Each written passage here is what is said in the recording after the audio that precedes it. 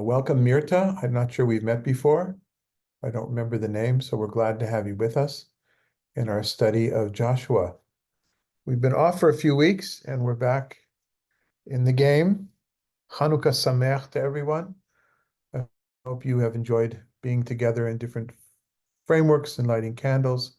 We're coming together in the high desert tonight, and a few of us, and then tomorrow at Gray Coffee House at 6 o'clock. Please RSVP using the button on the announcement, so we know how many to make room for. No special program other than just to get together. Maybe we'll sing a little bit and see each other in person. Sasha's still in Israel for those who will ask the question or have asked the question. She'll be back next week. Had a good trip in all the different places I was at.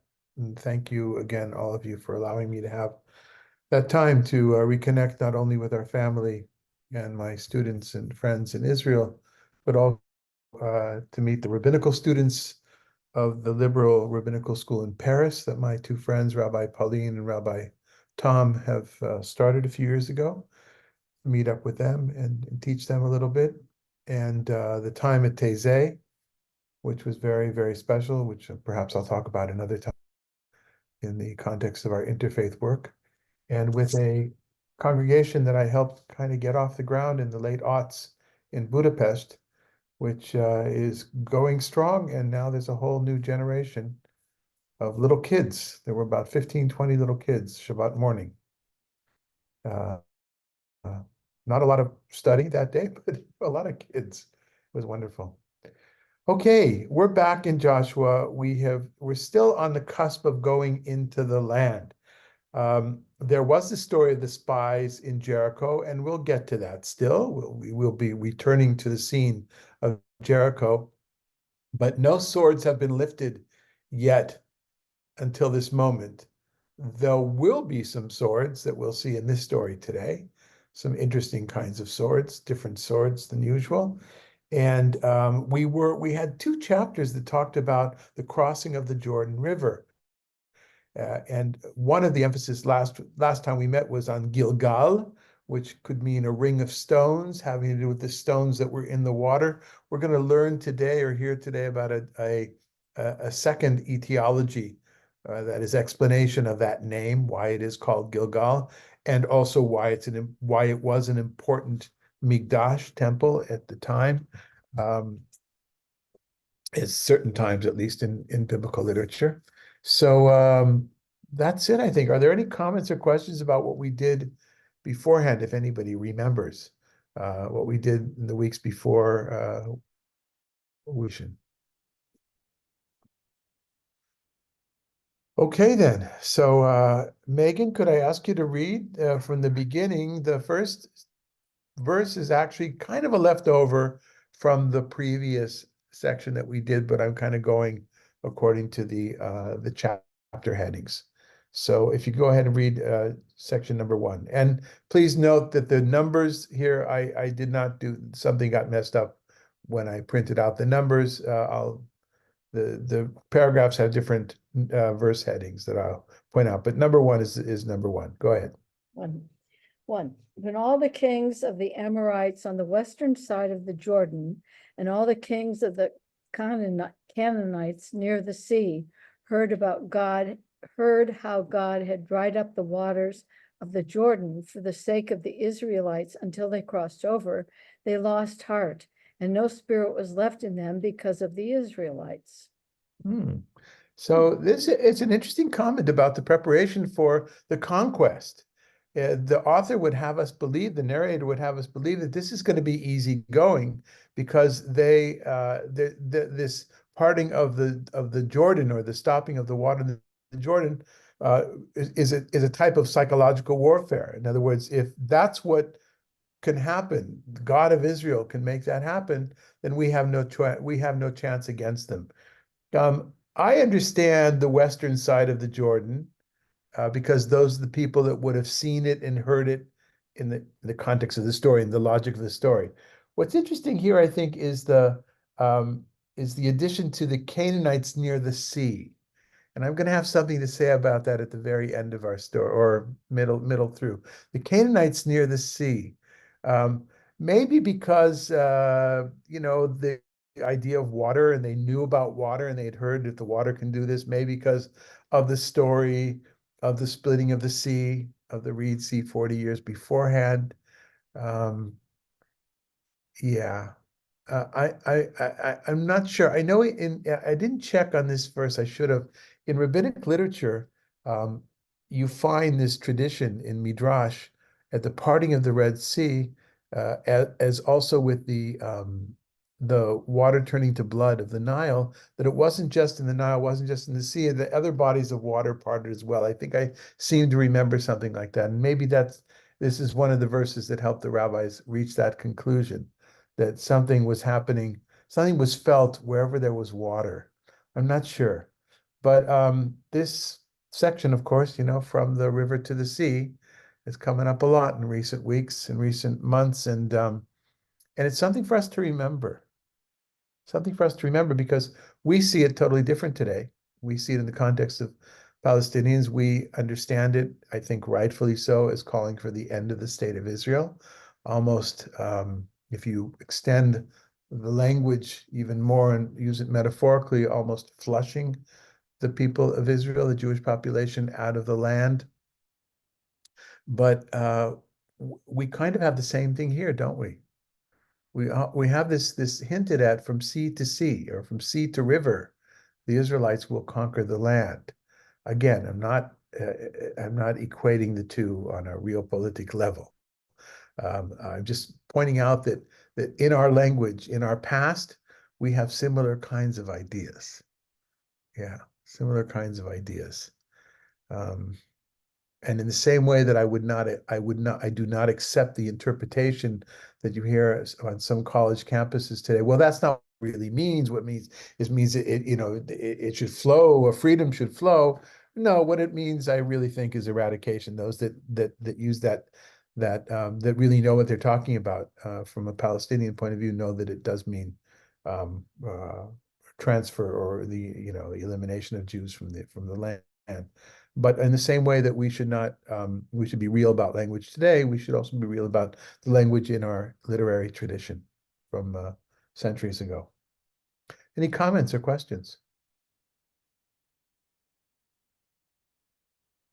Okay, so this next section is a little bit long, and I kept it one because, first of all, it's a fascinating episode that not a lot of people know. If you haven't studied if you haven't studied the book of Joshua, you really don't know this particular episode. Whereas many people know the walls came tumbling down because of the gospel song, because of just children's stories that some of us grew up with when we were little. I'm pretty sure that none of the preschool teachers taught this particular story to us when we were little, or do so now as well. So it's a little bit longer to read. So Dan, would you read this? This is verses 2 to 8. It's the second paragraph. At that time, God said to Joshua, "Make flint knives and proceed with a second circumcision of the Israelites." So Joshua had flint knives made, and the Israelites were circumcised at Gibeah Aralot. And this is the reason why Joshua had the circumcision performed. All the people who had come out of Egypt, all the males of military age, had died during the desert wanderings after leaving Egypt. Now, whereas all the males of military age had died during the desert wanderings after leaving Egypt. I skipped something. Okay. Now, whereas all such people who came out of Egypt had been circumcised, none of those born after the Exodus during the wanderings had been circumcised. For the Israelites had traveled in the wilderness 40 years until the entire nation, the men of military age who had left Egypt, had perished, because they had not obeyed God, and God had sworn never to let them see the land that God had sworn to their fathers to assign to us, a land flowing with milk and honey. But God had raised up their sons in their stead, and it was these that Joshua circumcised. For they were uncircumcised, not having been circumcised on the way. After the circumcising of the whole nation was completed, they remained where they were, in the camp until they recovered. Okay, so in case you didn't know what it was talking about, it was talking about circumcision. Like it must have mentioned that 7 times, right? Lest unless you think, really, is that really what it means? Yes, that's what it means. So let's kind of break this down into sections. And I said something about there was no sword play until now. The word for flint knives in Hebrew is charavot tzurim. And cherev it means a sharp instrument, a weapon. So it can be a knife, as it's translated here, because that's how it seems to be more logical from the context, but it's also the same word as a sword. So that's kind of interesting. The first swords that are taken out in coming into the promised land are the swords of flint. Yes, Ella. Just unmute yourself first, please. Okay. Why weren't they circumcised in sign while during their wanderings? Because the commandment for circumcision already precedes in the Torah prior to this. Right. Excellent question. And that connects with some other things. So let's post that up on the board for a second. Why weren't they? The text is clear that they weren't, but Right. why weren't they? We'll ask in a sec. We'll get back to that question. What other questions are drawn out from this, the way the story is told here?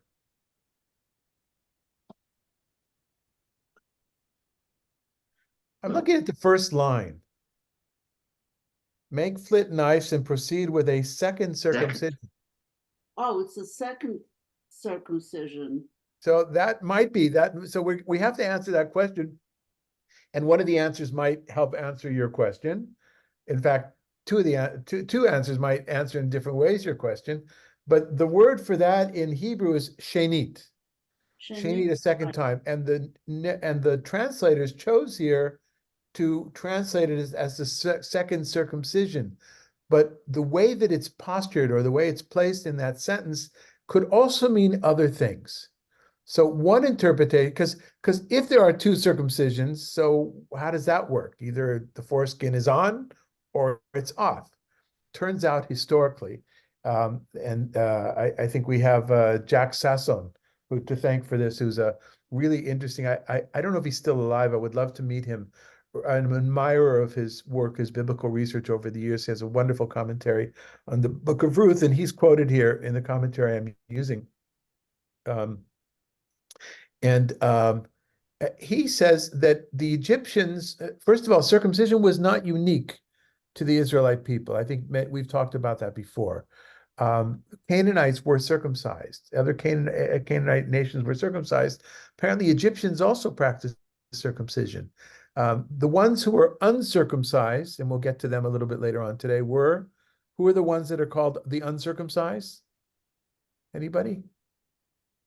The Arelim?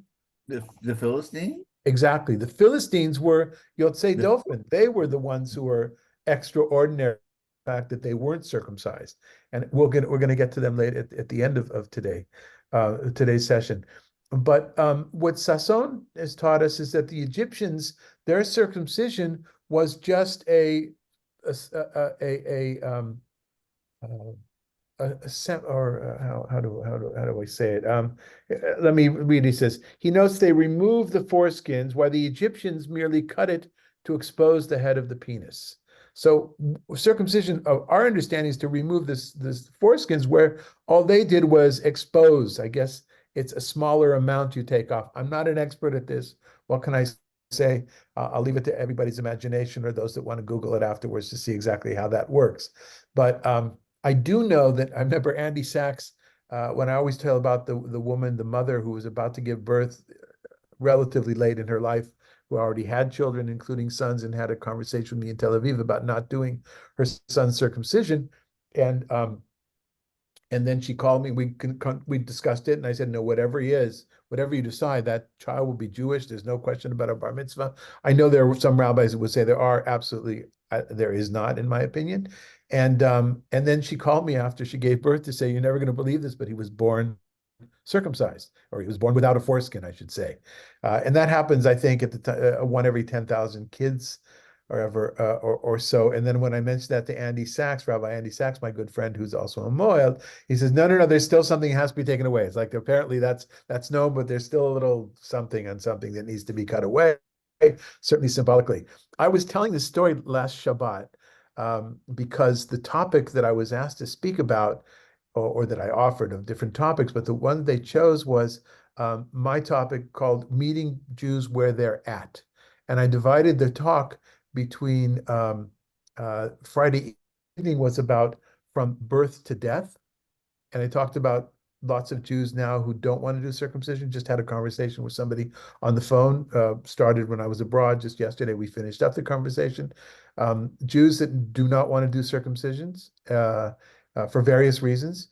And they're still Jewish, very Jewish. I'm part of an organization called Bruchim, which goes out of its way to make sure that those kinds of families find congregations and rabbis that will treat them fully equally.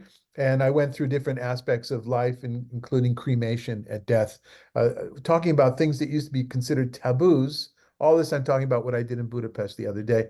All these things that used to be considered taboos were in my work, they're no longer taboos, and I'm meeting people. The Shabbat morning was more about personal status, where people who are not necessarily converted in an official Beit Din still consider themselves to be Jewish. Certainly because their father is Jewish, but also because they just feel close. And we have had many members, many folks that have been with us over the years, I think you all know, who are not officially Jewish, but feel Jewish and are part of our prayer, part of our community. So I did something about from the personal to the communal, and that ended with the fact that it used to be taboo. It used to be taboo. You can't be kind of a minion if you haven't been converted. You're not from a Jewish mother. In my view, I count all of you who ever come in a minion. And also, it used to be considered that if you weren't a Zionist, you weren't a good Jew. And today, I know lots of Jews who are not Zionists. They're not necessarily anti-Zionists, but they're no longer Zionists in the same way. And we've had these conversations. We'll continue to have them. Maybe not right now when a war is going on, but we'll certainly continue. Back to our topic here, circumcision. So one explanation is that there really are two kinds of circumcisions. There's the way that the Egyptians did it, and perhaps Ella, that's what they had done. The semi-circumcision, that's what they had done in the desert, in the wilderness for 40 years. Although I think that the simple meaning of the text is, okay, I think the simple meaning of the text is they just didn't do it. Now, why did they not do it? Maybe because they didn't know about it. And you could say, well, of course they knew about it because it was, as you said, Ella, it was given long before. But when was the mitzvah given, Ella? In what book? I think it was in Breshit, wasn't it, with Isaac? It was in Genesis. And then there's nothing. There is a story in Exodus that we're going to look at later, but it's not presented as a law. And there's nothing in Deuteronomy, for instance. There's nothing in Numbers of Deuteronomy about circumcising. And lots of laws are repeated. So it's not repeated. So maybe, and that could be an explanation as to why the text says shenit. It was said, Joshua said it twice. He repeated it. Shenit can also mean repetition. He repeated it because he wanted everybody to know this is the law. Indeed, according to the story, this is the law, even though it wasn't in those collections of laws that we have from different parts of the Torah. It's only in Genesis as a story. So that might be one understanding of it. Another understanding is that the second circumcision, because the first occasion of circumcision is when they all left Egypt. That's what it sounds like from this paragraph. And then this was the second great public event of circumcision. That's an explanation for the word second. And then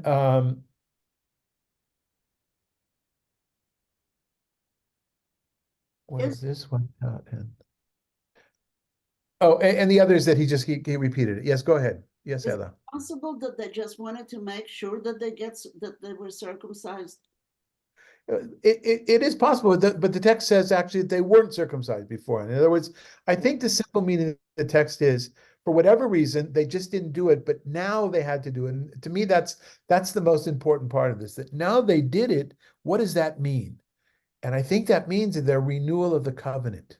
This is another expression of renewal of the covenant with God. And we had talk about that. There were words that were connected to the theophany at Sinai in one of the last two chapters that we did, I remember, that kind of brought up that memory. There's something going on here. And there was like a ceremony, it was a ritual, so to speak, going across the river in the way they did and bringing the stones together, which we had the last chapter we did, which was a type of renewal of the covenant, because the covenant is that God is going to give them this land and they're going to go into it.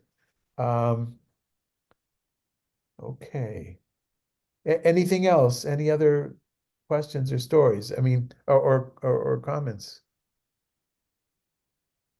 Um, I, Ella, it is extraordinary that it's not only you, the fact that the text repeats so many times, circumcised, circumcised are going to do it, because they weren't, comes to kind of emphasize that you may not believe this is happening. This is indeed happening. Corrine. Hi everybody. I understand it in a more figurative way, in a more spiritual way, like taking away that part, that covers them, that is covered and hidden, to unveil that thing that covers maybe their faith, or I don't know. I take it in a more spiritual way, as take off that part that hardens your heart, and Right. as you So say, you're take the foreskin. right. You're building on other verses from Deuteronomy, from Psalm, from the prophets that use the circumcision in a different way, circumcision of the heart, of the Yeah, ear. interpreting. Yeah. Hmm. So in a flip, to me, it's hard so that's a great midrash of understanding, especially a paragraph that makes us writhe a little bit and being uncomfortable, especially some of us men, perhaps. Um, but I think it's pretty clear from the text, though, that it's talking about that little piece on the sexual organ of a man, right? And so what you're getting at, Corinne, is a deeper meaning. What might we take away from this? And I absolutely agree with you.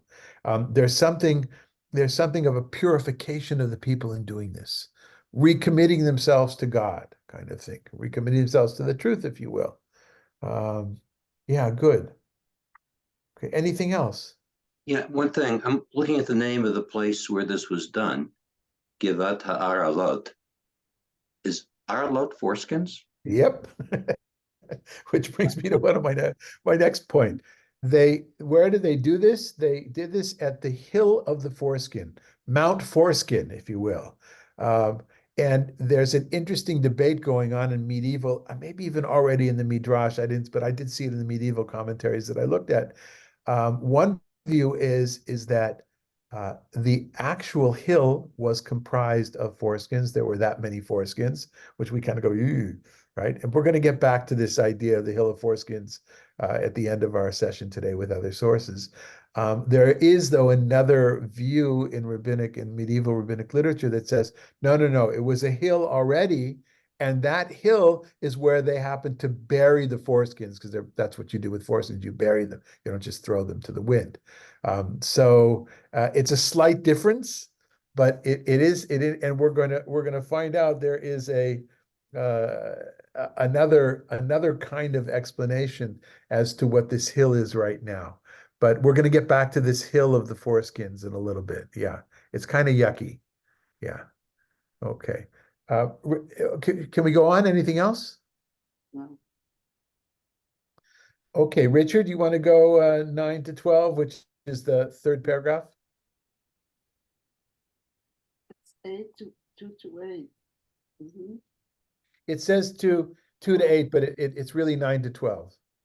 And God said to Joshua, "Today I have rolled away from you the disgrace of Egypt, so that the place was called Gilgal, as it still is. Encamped at Gilgal, in the steps of Jericho, the Israelites offered the Passover sacrifice on the 14th day of the month, toward evening. On the day after the Passover offering, on that very day, they ate of the produce of the country, unleavened bread and parched grain. On that same day, when they ate of the produce of the land, the manna ceased. The Israelites got no more manna That year they ate of the yield of the land of Canaan. Yeah, a lot of stuff together in one place. I'll start with the place is Gilgal. We already had an explanation as to why the place was called Gilgal, because Gilgal is a wheel, is a circle of stones. This is an alternative etiology of this place called Gilgal. It was where God rolled away, Vayagel, Hayom Galoti. Hayom Galoti et Cherpat Mitzrayim. Galoti rolled Gilgal Gal rolled away, excised or moved on beyond that cherpa, that embarrassment of the generation of Egypt, whether it was because they weren't circumcised, which I think is part of it, or the other part because of that older generation that needed to die in the desert because they didn't follow God's word in the story of the 12 spies and what we've already talked about in previous times. So something there's an alliteration between Gilgal and Givata Arelot, the Gimel and the Lamed there. Not a close, it's not a close wordplay, but I think in any case, Gilgal seems to be right under or next to Givata Arilot, the mountain of the foreskins. But given a different message, a different meaning here. And once that had happened, then the Israelites are allowed to practice the Chag Pesach, the Passover sacrifice, because you may remember from the law of Passover that nobody who is uncircumcised can be part of it. That's part of the thing. That's one of that's actually kind of the basis for why in traditional households non-Jews are not invited to the table of the Seder. I'm not saying that doesn't happen, but in the yeshiva world you wouldn't find it because the Korban Pesach, the Passover sacrifice, was limited to those who are circumcised. Yes, it's all man-centric, of course. We understand that. And then what did they do? You've got to, I mean, we know Passover as a harvest holiday, right? When your grain comes, but so the story has folded into this, well, and I think the Midrash expands upon it. I didn't bring the sources here, but when the Canaanites saw, like in the first paragraph, that the Israelites were coming, they all fled. So their fields were just left there for the Israelites to take. It was all for the taking. And not only that, that's what they ate that first year. And the rabbinic understanding here is they were able to eat the food because all the Canaanites left. They fled. Lots of echoes of 1948 as well.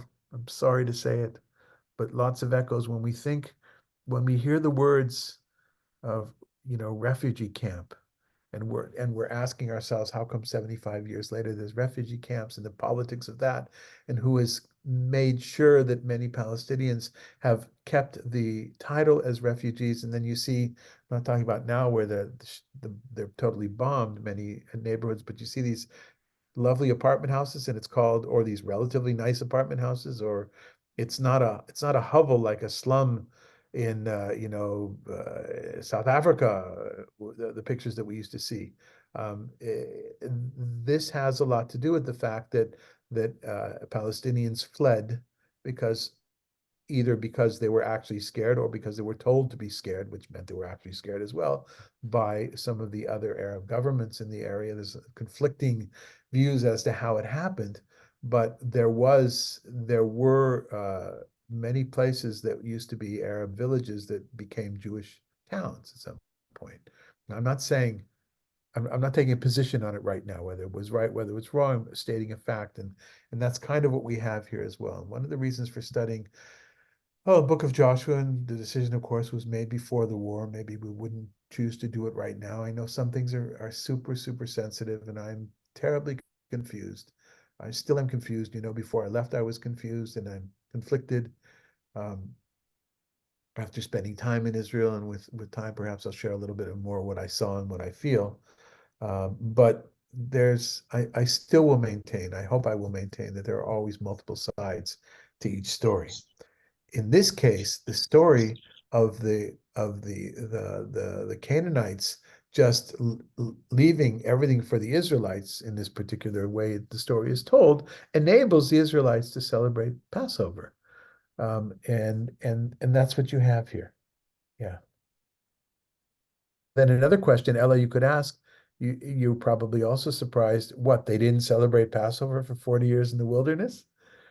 And you could ask the same question there as well. That it's really interesting. I don't know, the text itself doesn't answer that question.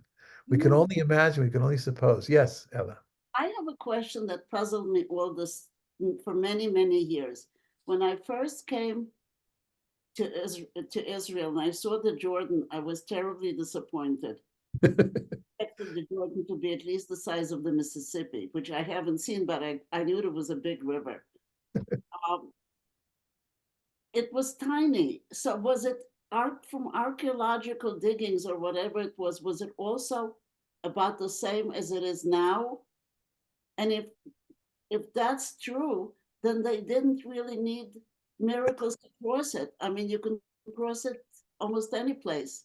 Yeah, I'm not an expert, but no, the stories that we have from biblical times, and I think historically we could say also, is it could not be crossed anywhere. It was much wider and much deeper, not like the Mississippi, not like the Nile, but it was one of the reasons it's such a fissure is because so much water is taken out above beforehand This, from that, the Kinner.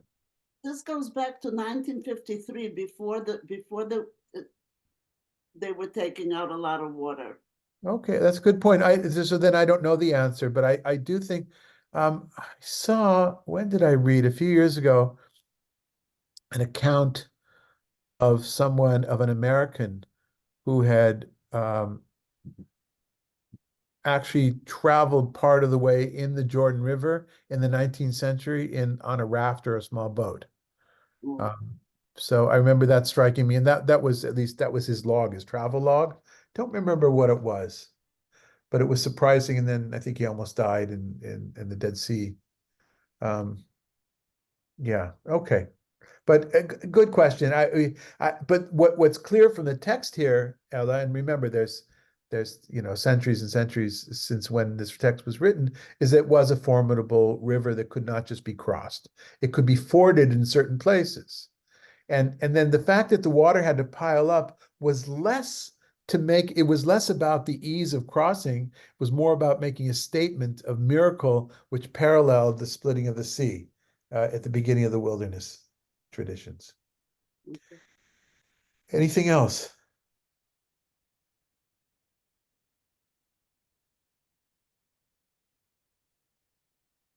Okay. So now we have another sword. This time it's more of a sword than a knife, which kind of comes out of nowhere. This is an interesting chapter because it feels like it's made up of bits and pieces from different traditions, as I think it is. One of the commentators, modern commentators, says this is the most edited chapter in the book of Joshua. I think because it doesn't flow with the same style, the same narrator. But now we get another kind of mini story here. Again, there's a sword. Sue Spicer, you want to read for us? We're in the section which is labeled 9 to 15, but really it's 13 to 15.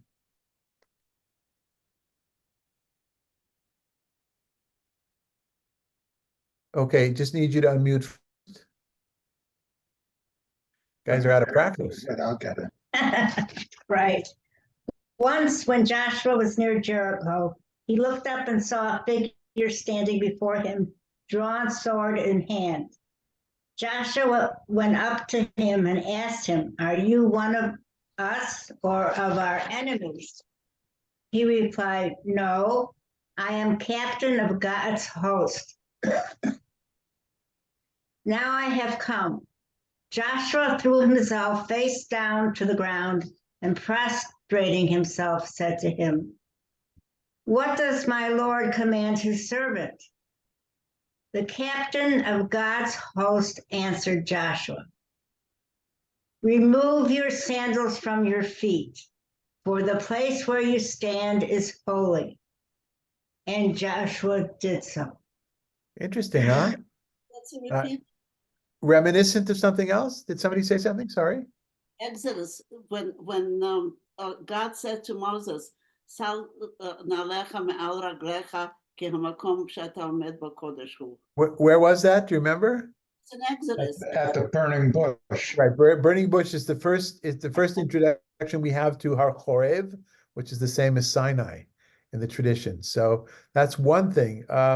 It also it's reminiscent, maybe not exactly, of another scene that also had angels involved, and that would be Jacob at the ladder, with the ladder, the angels going up and down. He yeah. also rises. So Jacob's- these are the kinds of stories that are origin tales of a holy site, of a temple, probably.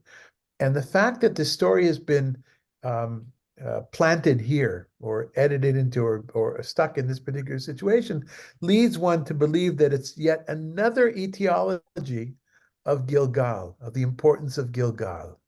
Why is Gilgal so important? Because this is where Joshua met the angel from God, who's the head of the host, the head honcho. My guess is in certain texts this would be Michael, who becomes that role later on in towards the end of the first millennium. I didn't delve into it here, but I wouldn't be surprised to find that. And the story doesn't have any weight when it comes to the conqueror, the fight with Jericho. It's placed near Jericho. It's just Joshua and him. It's another way of showing what we saw last time as well, as the text wants to show that Joshua is really the head honcho now. He has taken over from Moses. There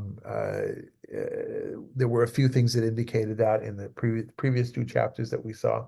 And this will be another one, but I think the idea here is to talk about why Gilgal was a holy place.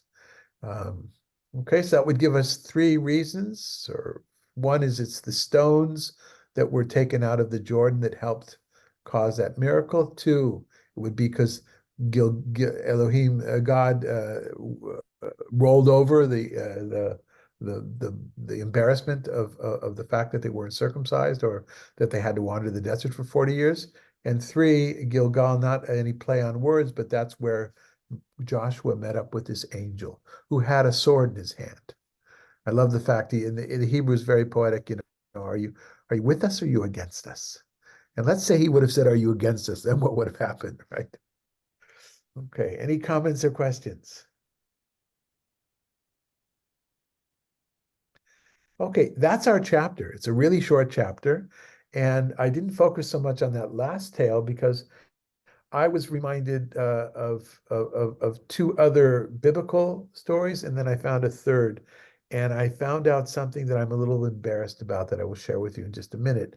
But we do have a story which is really similar to the taking and the making of flint knives. And that's when Moses was coming back to Egypt. God calls him after the burning bush incident, and he has a family. Meantime, he has a family with Zipporah. He has two sons, although this is only one son is mentioned here. And there's this very strange story. I'm not sure I brought all. Yeah, I think I brought all of it, but it's called the bridegroom of blood story. It's a really strange kind of a story. So Sid, why don't you read that for us? Exodus 4:21-26. Something tells me I didn't bring everything here, but let's just see what I brought. The passage is there's too many numbers there. I didn't bring all that many verses. Go ahead anyway. Sid, do you want to read?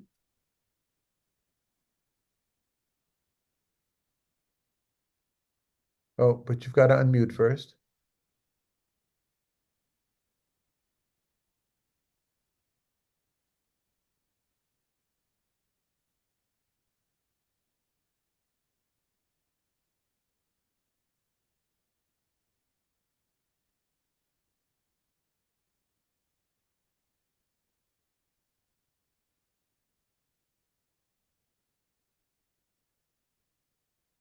It's like they're having some difficulty. Yeah. Okay, Ella, why don't you read in the meantime, and then I'll get to Sid afterwards. Ella, the section Exodus 4. Okay, now it was on the journey at the night camp that Hashem encountered him and sought to make him die. Zipporah took a flint and cut off her son's foreskin. She touched it to his legs and said, Indeed, a bridegroom of blood are you to me. And he released him. And then she said, a bridegroom of blood upon the circumcision cuttings. I don't Yeah, get it. I don't want to really try to understand this. We've seen, I think many of us have seen this story before. It's really a baffling kind of a story. What it does show, though, that Zipporah, not Moshe, circumcised, there seemed to be some threat. It's unclear from the text if the threat was to Moses and Zipporah fixed it by circumcising the son, or the threat was to the son, which makes a little bit more sense, but the wording there is very, very confusing. The only reason I brought it is that it seems an intentional connection here between something needs to be done that hasn't been done. And you can't get beyond this point, and it's liminal, right? It's literally, you can't get beyond this geographical point and be safe unless it is done. And it is done with a flint, with a piece of stone. It's very primal. And so in this case, it saved the life of the child on their way back from Midian, or the way from Midian to Egypt. In the case of our story today, it saves, I think it's hinted at that it saved the lives of all those men, certainly made it possible for them to do the Passover sacrifice so that they could go from the wilderness into the promised land. Okay. So, Rabbi, why aren't there women moils?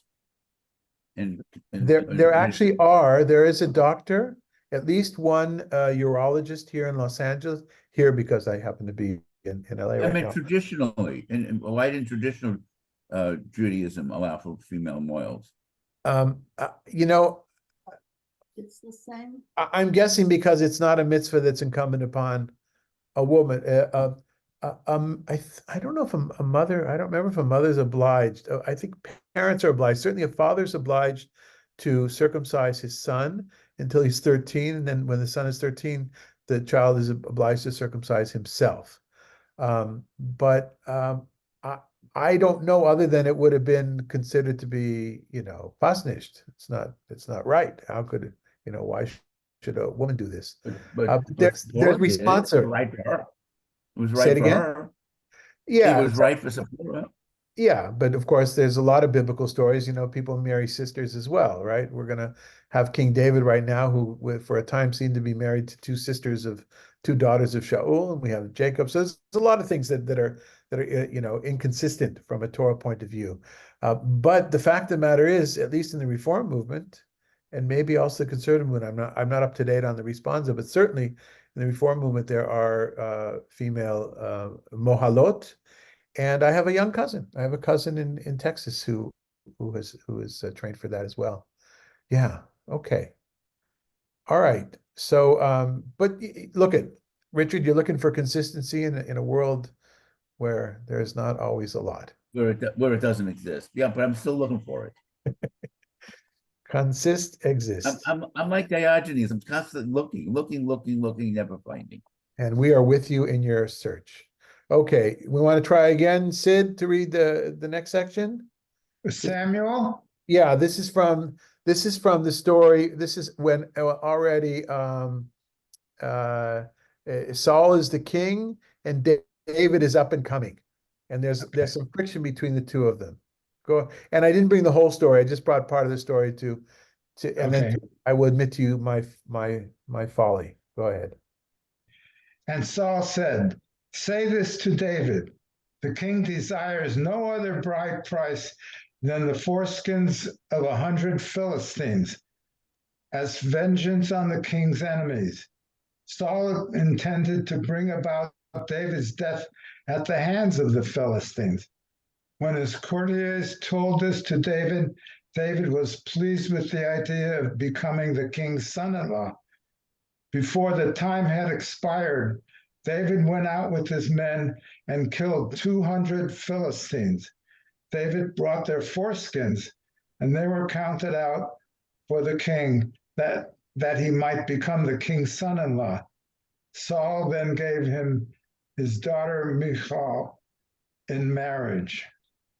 Okay, so we're going to continue in a second. So hold on, Sid.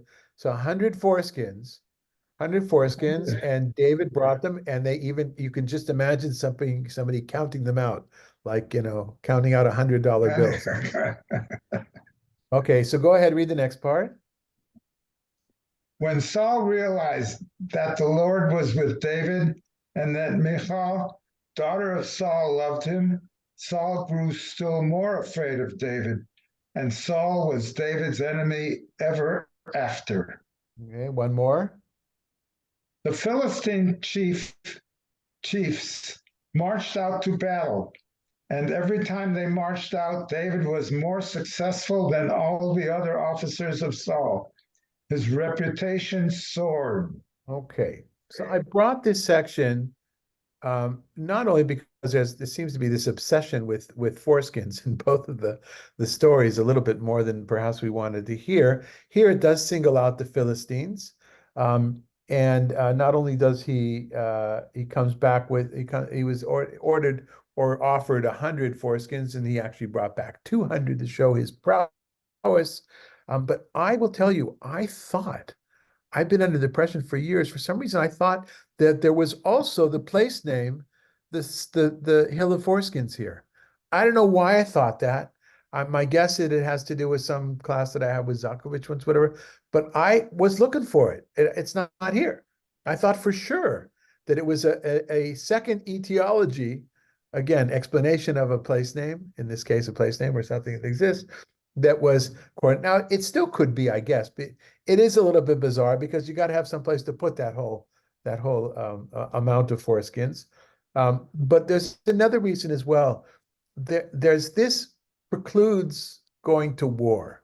This becomes a casus belli in many ways. They were already not doing well together, but this pumps up the war. There's something between cutting foreskins and preparation for war. At least that's how it feels. I may be over interpreting or looking a little bit too much here. Any comments or questions? Just a comment here. Joseph Heller, who wrote Catch-22, also wrote God Knows, which is a novel told from the point of view of King David, and he uses this incident, and he presents David as not understanding what Saul had asked him to do, and had a really hard time getting started because he started bringing back these Philistines alive to be circumcised, and it was really a lot harder than it had to be. Yeah, that's the humor of it. That would be a humorous way of looking at it. Yeah. Okay. All right. Anything else? All right, but I did search around for another mention of a hill of foreskins. I'm sorry, I will try for this to be a little bit less morbid next week. But Rita Claire, would you like to read from Midrash Tanchuma?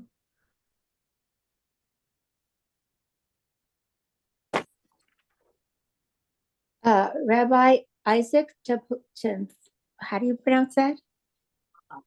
Napcha. Anyway, he began the discussion with the verse of an affair of earth shalt thou make me. In every place I cause my name to be mentioned. I will come unto thee and bless thee. The Holy One declared, since I reveal myself to anyone who brings a burnt offering or a peace offering in order to bless him, how much more so would I reveal myself to Abraham, who sacrificed himself for me. Hence, it is said, and the Lord appeared unto him. Rabbi Aha said, I will prove to you that the Holy One, blessed be he, strengthened Abraham. On the very day he circumcised himself, and while his blood was still flowing, he circumcised Ishmael and all the men of his household. How many men were born in his home? 318, until Abraham piled up a hill of foreskins and a river of blood poured forth from his home. And now we know why Corinne took the interpretational way that she did, because at some point this is just ridiculous, right? And that's why I think when we do say, okay, so what does all this mean in our lives? I think Hmm. Corey has brought us a wonderful way of looking at it, right? Let's think a little bit less of the blood that is flowing and the foreskins that are off, and think in terms of what would it mean to really take away the things that are burdening us from being who we might be. In this case, relationship with God.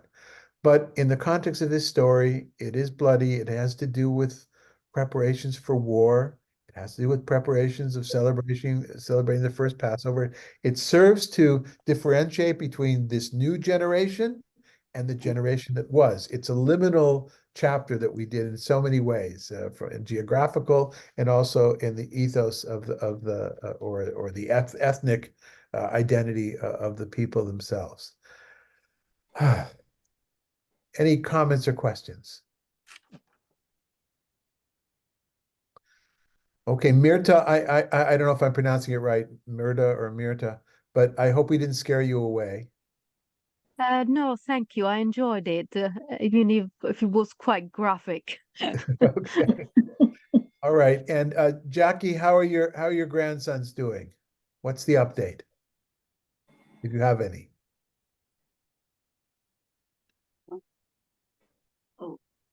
Okay, can you hear me? Yes.